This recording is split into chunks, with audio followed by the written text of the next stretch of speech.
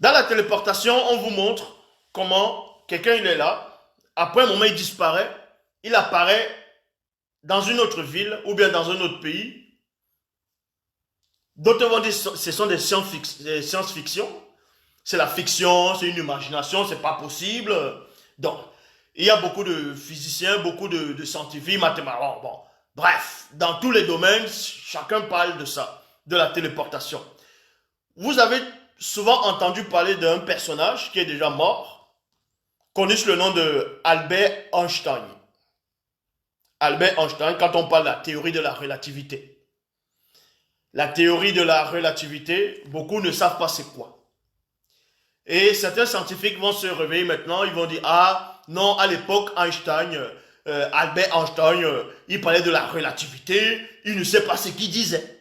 Et d'autres disent, non, il était trop intelligent, il savait ce qu'il disait. Donc il y a maintenant la confusion, par rapport au déplacement non visible, c'est-à-dire la téléportation.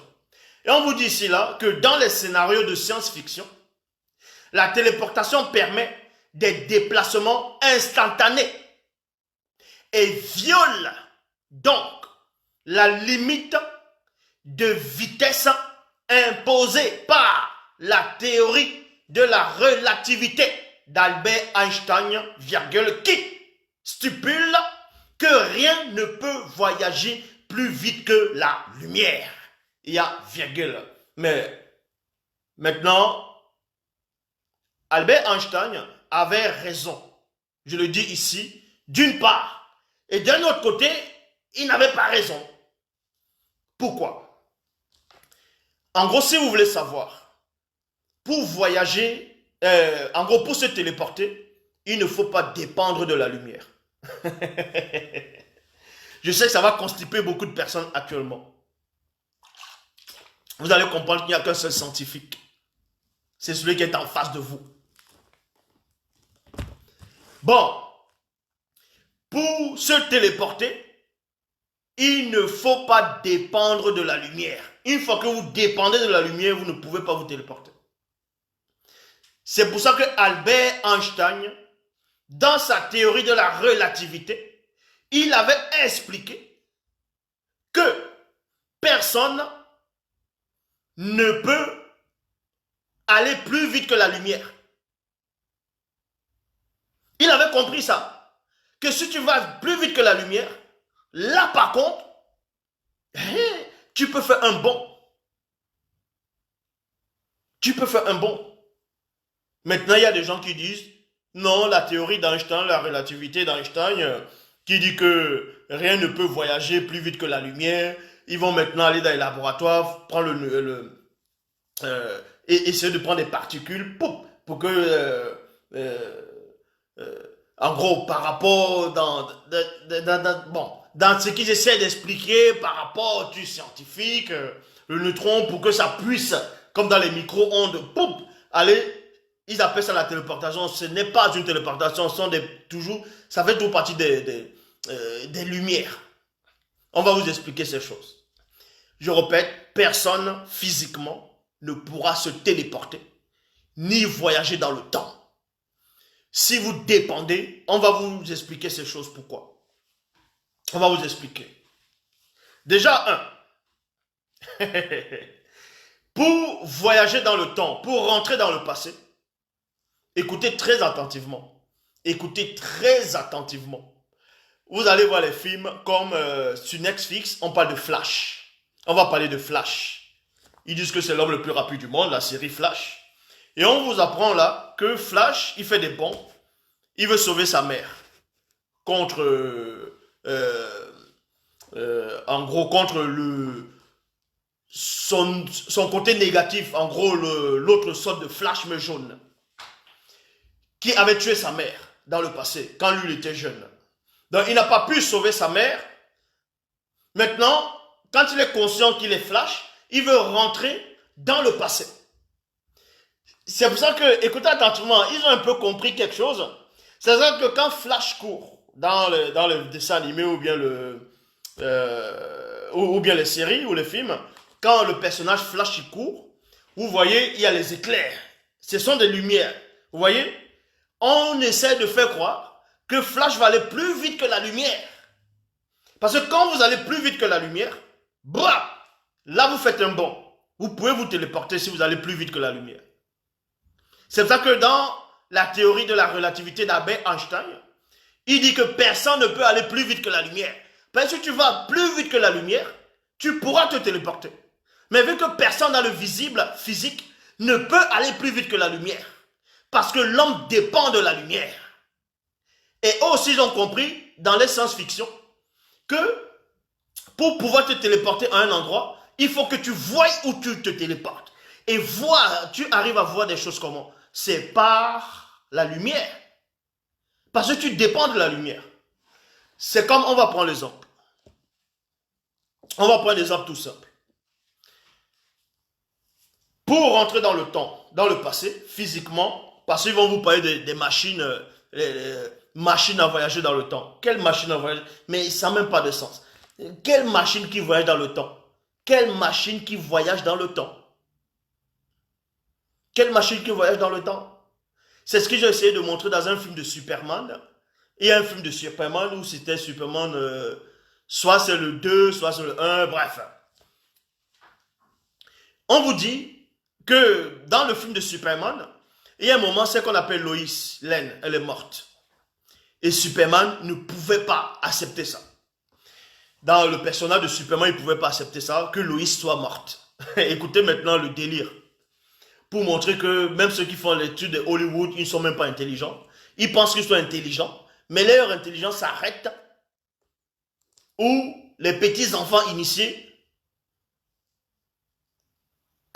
commencent à épater les gens.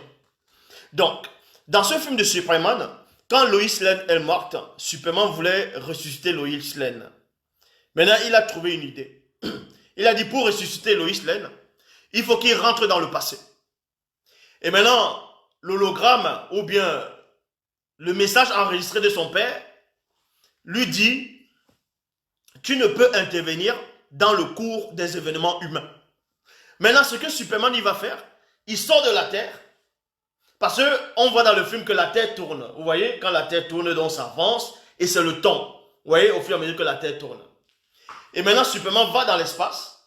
Il tourne maintenant, il se met avec la vitesse aller le contraire de la Terre, c'est-à-dire le sens inverse de la rotation de la Terre. Et là maintenant, boum, la Terre s'arrête de tourner et la Terre maintenant rentre en arrière et se met à tourner en arrière et on voit maintenant comment les temps changent, jusqu'à arriver où Lois Lane est encore vivante pour pouvoir sauver Lois Lane. Mais ça c'est faux. Vous savez pourquoi c'est faux? Parce que Superman lui-même ne peut pas aller plus vite que la lumière. Puisque même quand il vole dans les dessins animés ou bien dans les films, il dépend de la lumière. Il a besoin d'aller où il voit. Parce qu'il y a le temps dans la lumière. Est-ce que vous comprenez? On va vous expliquer ces choses. Il y a le temps. Le temps est contenu dans la lumière.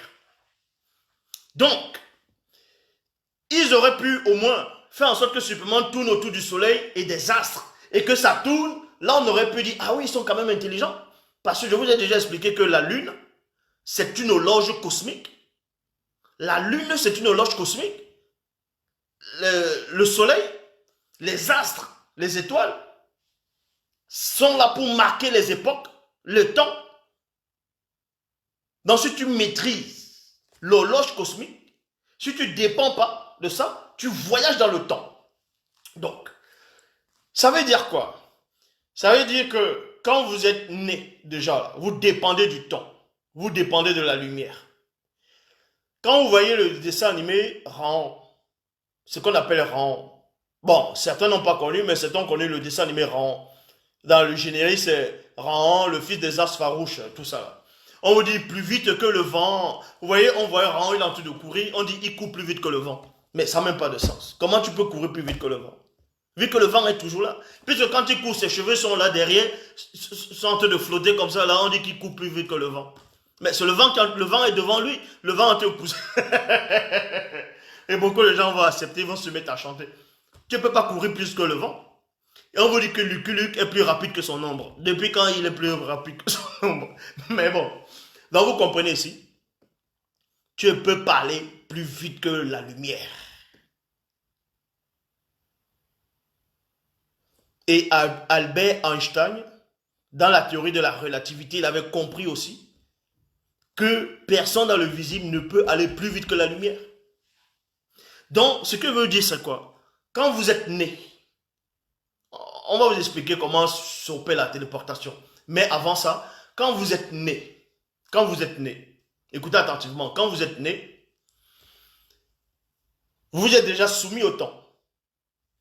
Vous naissez, vous grandissez, le temps ne fait que passer. Et quand le temps passe, il y a ce qu'on appelle une sorte de mémoire photographique. C'est l'esprit. Parce que l'esprit, ça peut voyager dans le temps. Mais non, on va aller tout doucement. Oui, retour vers le futur, tout ça. L'esprit aussi peut voyager dans le temps.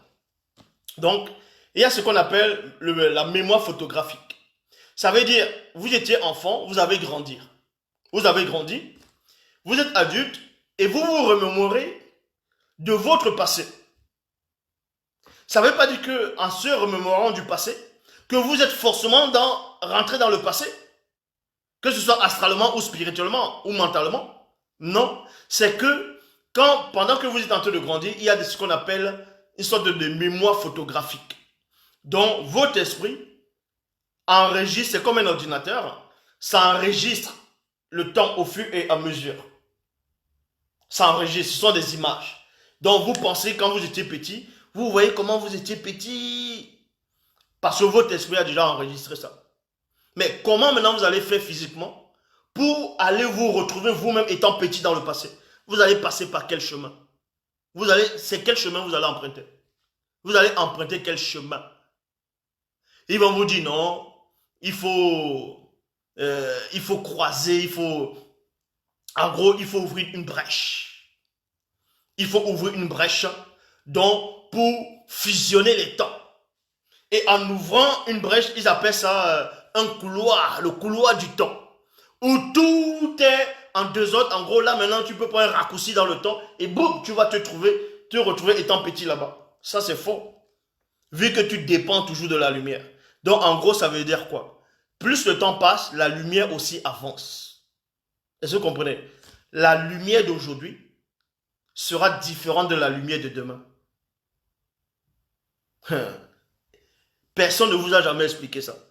La lumière d'aujourd'hui, elle est différente de la lumière de demain. 1. La lumière de demain est différente de la lumière d'après-demain. Ça veut dire que comment tu vas faire pour rentrer dans le passé? Puisque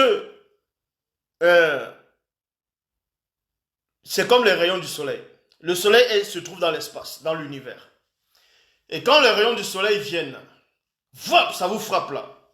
On vous dit que ça voyage dans que les lumières du soleil pour arriver jusqu'à les rayons du soleil pour vous frapper jusqu'ici. Ça va voyager en gros, c'est une sorte de vitesse de la lumière, ça va très très très très très vite. Et ça prend du temps, des kilomètres, mais vous ne pouvez pas voir ça à l'œil nu. Comment vous pouvez aller plus vite que les rayons du soleil? Comment?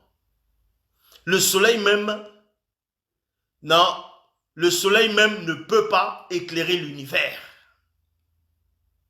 Le soleil ne peut pas éclairer l'univers. Est-ce que vous comprenez? Parce que c'est ce qu'on appelle le mystère du deuxième chemin. Le mystère du deuxième chemin. On va vous expliquer cela. Le mystère du deuxième chemin. Mais avant ça, je vais lire dans Origine chapitre 5, au verset 46. Les entités célestes montrèrent à Dobicet l'un des endroits où les Bamuloloma, c'est-à-dire anges, se téléportent pour venir dans le monde des hommes. Ce qu'on appelle les entités spirituelles du grand ordre des choses, eux, ils peuvent aller dans le temps, ils peuvent aller dans le passé. Ils peuvent même aller au début de la création du monde. Parce qu'ils ne dépendent pas de la lumière. Ils ne dépendent pas du temps.